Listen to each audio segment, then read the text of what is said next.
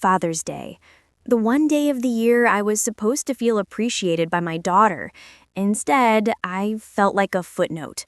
For years, I'd watched my daughter, Leda, and her rich, arrogant husband, Julian, treat me with thinly veiled contempt, reserving all their true admiration and expensive gifts for Julian's father, Richard. Richard was a smug, retired investment banker, the kind of father-in-law they wanted to have. I was just the simple former mechanic, a reminder of the modest life Leda spent years trying to escape. This year was the final brutal insult. We were at their lavish, sun-drenched brunch, and the gift exchange was a public performance of my irrelevance. Leda presented Richard with a thick, glossy envelope, a 7-day, all-expenses-paid Alaskan cruise package for him and his wife. Richard grinned, accepting the applause from the table. Then Leda turned to me. She didn't even look me in the eye. She smiled brightly, the smile never reaching her cold eyes, and handed me a cheap, folded piece of paper. "Happy Father's Day, Dad. Hope you get lucky." It was a single $5 scratch-off lottery ticket. A $5 gesture versus a $7,000 cruise? The hypocrisy, the sheer calculated cruelty of it made my stomach clench. I felt a stinging humiliation that went deeper than money. It was the ultimate dismissal of my value as her father. I stood up, thanked her politely, and walked out to the patio to be alone. I sat on a bench, the scratch-off ticket feeling cheap and flimsy in my hand. I wasn't going to scratch it. I was going to throw it away. But then a cold voice in my head, the voice of my own quiet rage, said, "If they want me to get lucky, I'll get lucky." I took a quarter from my pocket, scratched the final number, and stared at the result. My heart stopped.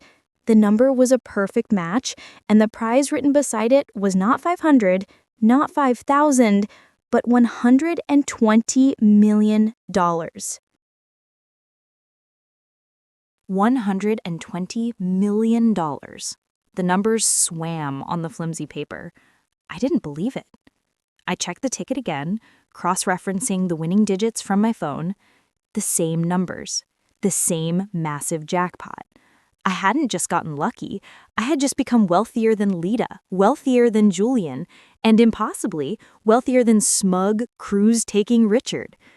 The irony was a punch to the gut, but also a surge of pure, cold adrenaline. Back inside, the party continued, and the sight of their oblivious happiness fueled my growing resolve. For years, I had endured their condescending pity. Leda and Julian had spent years offering me help, a chipped lamp for my living room, a hand-me-down suit that didn't fit, all while subtly undermining my relationship with my younger daughter, Clara, who was always kinder to me. Their contempt reached its peak when I retired from the garage. Leda had tried to convince me to sell my modest, fully paid-off home to move into a tiny in-law suite on her property, which she constantly called a luxury apartment. The real goal? To control my finances and ensure I wouldn't spend a dime she thought belonged to her inheritance. I had refused, of course, leading to months of passive-aggressive silent treatments, mostly from Leda. I remember the look on Leda's face when I drove my 20-year-old, immaculately maintained pickup truck to her house. It was a look of profound disappointment, as if my mere presence, my honest, working-class background, was an embarrassment to her new, polished life. And now, this $5 scratch-off, the ultimate insult, had become the ultimate weapon. I knew instantly I couldn't tell them. If I announced the win, they would descend on me like vultures, claiming the ticket was a shared Father's Day gift and demanding half. The $7,000 cruise for Richard and the $5 scratch-off for me was the evidence of their character I needed. I quietly slipped the winning ticket into a hidden wallet pocket, swallowed the lump of humiliation, and walked back into the dining room. Julian immediately asked, "Did you win $5, old man? Enough for a coffee?" Leda smirked, ready to laugh at my failure. I simply smiled back. A genuine, unsettling smile they couldn't read. No, Leda, not $5, but something much more valuable. I told them I felt a bit unwell and had to leave early. As I walked out, Richard was still describing the complimentary wine he'd enjoy on the Alaskan cruise. He had no idea that I was leaving his son and my daughter with the biggest financial regret of their lives. I drove straight to the state lottery headquarters, and then immediately afterward to the office of the sharpest, most discreet estate lawyer in the state. The time for humility was over. The time for iron revenge was about to begin. The week that followed my lottery win was the calm before the financial hurricane. I spent those 7 days in a blur of legal paperwork, setting up an anonymous trust and ensuring every dollar was locked down and untouchable by my entitled children. I had to remain completely invisible. The plan was not just to cut them off, but to reveal my wealth and their exclusion in a way that mirrored their cruelty. The turning point arrived exactly 7 days later, when I called a mandatory family meeting at my house. David, my other son, who had been largely influenced by Leda and Julian, but wasn't quite as malicious, arrived first, looking confused. Then came Leda and Julian, radiating annoyance at having their weekend interrupted. They sat stiffly in my humble living room, looking around at the worn furniture I owned free and clear, clearly judging my life choices. Julian, the entitled husband, started the confrontation. "Look, Frank, if this is about the condo loan," I cut him off. "This isn't about a loan, Julian. This is about a gift." I reached into my pocket and placed a large, shiny, framed photograph on the coffee table. It was the original $120 million winning lottery ticket, now officially validated and cashed in by the trust. The air went instantly silent. Julian picked it up, his face draining of color as he read the numbers, the massive jackpot amount, and the small, crucial detail. Gifted by Leda for Father's Day. Leda stood up, her hand flying to her mouth, her eyes wide with a horrifying mix of greed and panic. No way, that cheap ticket, it actually... David just stared, utterly bewildered. Julian dropped the framed ticket, his voice a low, strangled rasp. $120 million? You've been sitting on this for a week? I stood up, finally meeting Leda's frantic eyes, and delivered the first calculated blow. Yes, Leda, I was sitting on it, just as you and Julian have been sitting on your high horses for years, judging me for my simple life and my honest work. You gave Richard a $7,000 cruise package. You gave me a $5 afterthought. That ticket was a perfect reflection of how little you value me. The shock turned to immediate, desperate betrayal. Leda rushed at me, not with remorse, but with pure animalistic possessiveness. That money is ours. It was a Father's Day gift from us. It was meant for the family. Legally, we're entitled to half. This was the accusation I had been waiting for. I calmly handed her a second document, a notarized letter from the Lottery Commission. Actually, Leda, the Lottery Commission confirmed that the ticket was a gratuitous gift from the donor to the donee with no explicit or implied agreement of shared winnings. The full winnings were transferred to my private, anonymous trust before you even woke up this morning.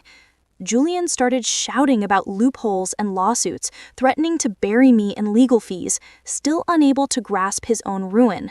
I simply pulled out the last item, a large printed copy of the Alaska cruise itinerary and the $5 scratch-offs receipt, side by side. Your generosity towards your real father, Richard, was $7,000. Your generosity to me was $5,000. Now tell me, Julian, in a court of law, which action truly reflects a family commitment? You wanted luck? Well, I got lucky, and your entire future just ran out of gas. Julian, seeing his 7-figure future crumble, wasn't rational. He was an enraged animal. "We will bury you in court, old man. That was a gift to the family. We'll tie up those funds for years. You won't see a dime of that $120 million. He was screaming about lawsuits, but he was making one fatal mistake. He thought I was still the simple, financially vulnerable mechanic. I looked at him calmly and pulled out the fourth document, a plain white envelope. "Bury me? Julian, before I even decided to cash this ticket, I ensured you'd have nothing left to bury." I smiled, a genuine, cold smile of victory. "Remember that mortgage on this beautiful house? The one you were so proud of? It's a very hefty variable rate loan, isn't it? Well, as of 3 days ago, your mortgage note was quietly purchased through one of my shell companies by the anonymous trust that now holds the $120 million. Julian froze. Leda stopped crying. The reality of what I was saying, that the house they lived in, the symbol of their success and superiority, was now financially controlled by the man they insulted, hit them with the force of a wrecking ball. You default on the very next payment, Julian, and I will foreclose on this house. My new lawyer, the one Julian spent years trying to impress, is ready to file the eviction papers right now. The look of utter financial devastation on Julian's face was the first true taste of revenge. But I wasn't done with the financial humiliation. I needed to address the emotional and social cruelty, especially Leda's. I pointed directly at Leda, who was now a trembling, desperate shell. You wanted a life lesson for your nephew Liam last Thanksgiving? Here is yours, Leda. You spent years trying to use your wealth to climb the social ladder, bragging about the high society charity gala you chair every year. You always needed that validation, didn't you? I paused for dramatic effect, letting the cold silence hang. That gala's main, largest sponsor, the Sterling Group, is now working directly with my financial advisor. I've decided to shift that entire massive corporate sponsorship to a different charity, one focused on supporting working-class families and single fathers. Your gala is now effectively dead. You will go from social chair to social pariah, Leda.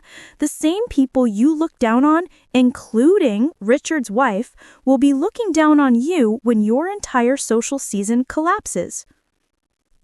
This was the ultimate annihilation. Leda's financial security and her social standing, her entire curated life were wiped out in 2 sentences, all stemming from the $5 insult she'd given me.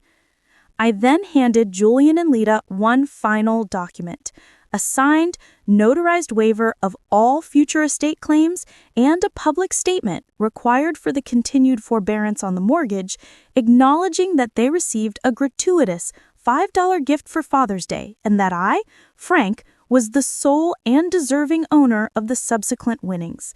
I placed a $5 bill on the table, the exact cost of the winning ticket. Here is your refund, Leda. Take it and go. You wanted me out of your life? Congratulations. You'll never see me again. I'm going to spend my first $120 million check on building a beautiful, honest life for my other daughter, Clara, and for those who still respect true family values. I walked out of that living room, leaving them amidst the ruins of their greed, a weight lifted from my shoulders that was worth more than any lottery jackpot. The dust settled quickly. Leda and Julian signed the waiver and the agreement for forbearance on their mortgage within hours, desperate to avoid immediate eviction. They lost their house anyway, but slower and with less dignity, eventually forced to sell under crushing pressure and move into a small rental townhome, a painful public collapse in their carefully curated social circle. The sight of their defeat wasn't the final victory, though. The final victory was the immense sense of peace I felt. I had protected my dignity and proven my worth, not with words, but with an act of undeniable power. I realized that my anger was gone, replaced by a profound relief that their years of condescension were finally over. I didn't need the big, lavish house. I bought a comfortable, modern condo with a view, and the rest of the $120 million went into setting up my new life and, most importantly, securing the future of my other daughter, Clara. Clara, who never asked for anything and always showed me genuine love, received a substantial, ethically managed trust fund and a small, beautiful home. She cried, not from greed, but from relief and gratitude. She was the one true beneficiary of my luck. The moral of the story. This story isn't just about winning the lottery. It's about the price of contempt. Leda and Julian were so focused on the value of the gifts, $7,000 for the cruise versus $5 for the ticket, that they completely missed the value of the relationship. Their casual cruelty cost them everything. The moral is clear. Never let entitlement blind you to human decency, especially with family. The greatest financial asset you can possess is not money, but integrity and respect. Because when true luck finally arrives, it will land exactly where it is deserved, and it will become the ultimate weapon against the undeserving. I didn't need the money to be a good father, but I needed it to stop them from being bad children. Closure and final thought. I spend my days now traveling, enjoying life, and watching Clara thrive. I haven't spoken to Leda since the day I walked out of her house. She and Julian tried to save face, but their reputation is permanently stained by the story of the $5 lottery ticket that became a $120 million regret. My final quiet victory was realizing that she failed in her ultimate goal. She wanted to make me feel small and insignificant. Instead, she handed me the very tool that allowed me to become financially free and emotionally whole. I finally feel free. If you thought the $5 lottery ticket was a stunning twist, wait until you hear the story of the man whose daughter tried to prove him legally dead to steal his retirement account. His revenge was so complex, he showed up at his own funeral and announced he was donating his entire estate to his dog walker. Subscribe to Iron Revenge and hit that notification bell so you don't miss our next story of ultimate family justice.